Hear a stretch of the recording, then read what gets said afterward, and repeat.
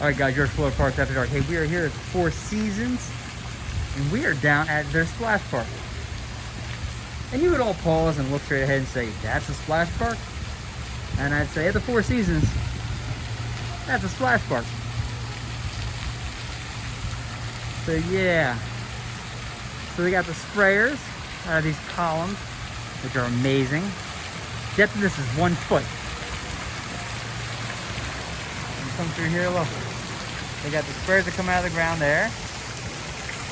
They had the spray that comes out of the ground over there, spray straight up.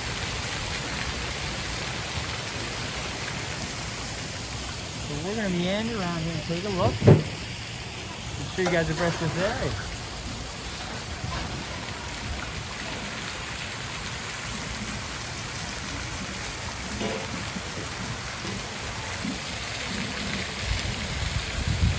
All right. So now back in here, this is the kids section. This is kind of the kids section area, right? Houses back there are actually a neighborhood called Golden Oak. It's a very, very, very, very high scale neighborhood. And it connects. And then this, my friends,